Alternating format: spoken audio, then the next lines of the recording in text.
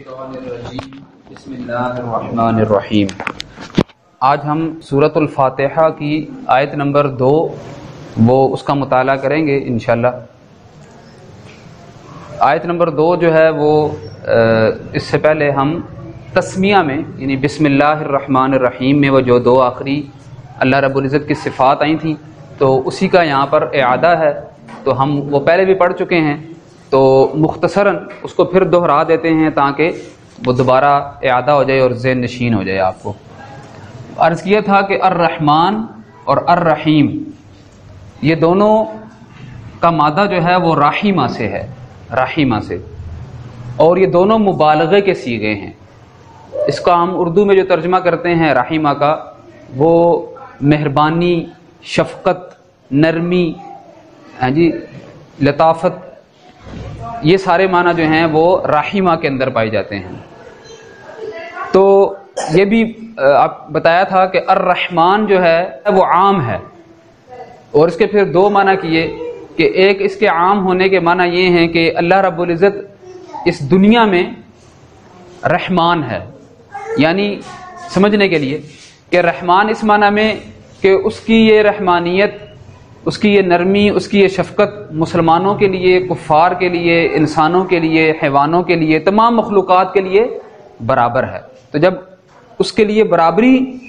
کا ہم بیان کریں تو الرحمن کہتے ہیں، اور جب اس کی یہی مہربانی اور شفقت خاص مسلمانوں کے لیے ہو تو اس کی صفت الرحیم آتی ہے۔ ایک اس کے معنی یہ ہوئے، اور ایک یہ کہ اللہ رب العزت اس دنیا میں اپنی صفت الرحمن کے ساتھ ہے، کہ یعنی کہ یہ اس کی تمام کے ساتھ ہے، گناہ گاروں کے ساتھ بھی، نیکوکاروں کے ساتھ بھی، لیکن وہ آخرت میں الرحیم ہوگا، یعنی اپنی مہربانی صرف اپنے فرما برداروں کے لیے، اپنی نرمی، اپنی شفقت، اپنی مہربانی صرف اپنے فرما برداروں کے لیے مختص کر دے گا۔ تو یہ معنی میں تھا۔ تو اس مہربانی اور شفقت، لطافت کے لیے ہم عربی میں اور خاص طور پر قرآن میں اور بھی بہت سارے الفاظ دیکھتے ہیں۔ تو ایک تو وہ ہو گیا جو ہم نے تذکرہ کر دیا، اور ایک اور ہے وہ رؤوفن ہے۔ رؤوفن کے یہ بھی یہی معنی ہے۔ رأفتن عربی میں کہتے ہیں کسی کی تکلیف دیکھ کر دل کا جو ہے وہ بھر آنا، رقت طاری ہو جانا اور اس پر ترس کھا دینا،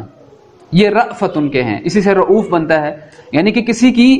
تکلیف، دکھ دیکھ کر دل کا بھر آنا، رقت کا طاری ہو جانا۔ تو اللہ رب العزت نے سورہ نور میں فرمایا ہے کہ جب تم زناکاروں، مردوں اور عورتوں کو اس کے اوپر کوڑے مارنے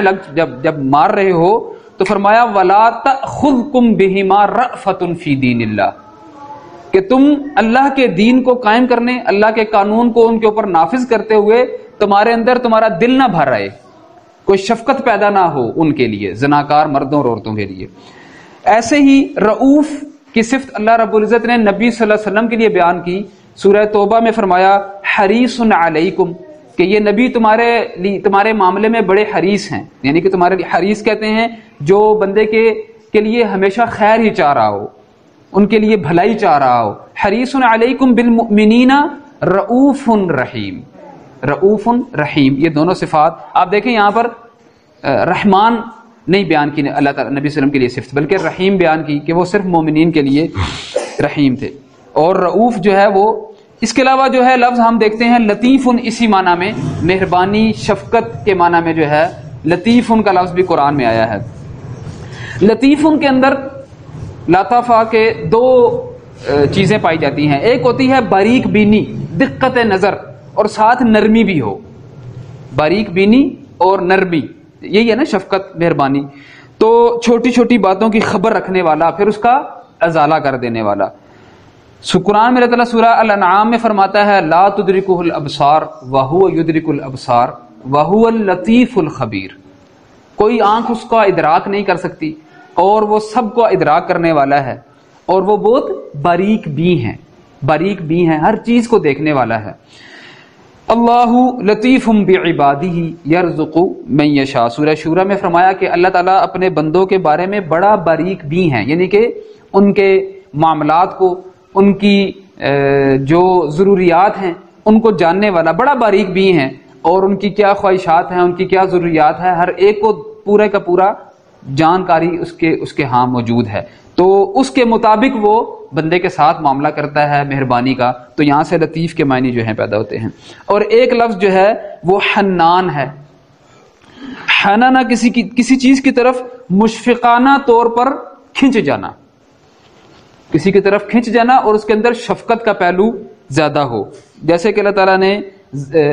یحییٰ علیہ السلام کے لیے ایک صفت بیان کی، وَحَنَانًا مِن لَدُنَّا وَزَكَاةً وَكَانَ تَقِيًّا، وہ میری طرف سے ان کو کیا دیا گیا تھا، اللہ تعالیٰ بیان فرماتا ہے شفقت، مہربانی، لوگوں کی طرف کھنچ جانا نرمی کے ساتھ، تو یہ مہربانی اور شفقت کی صفت حنان بھی آئی ہے۔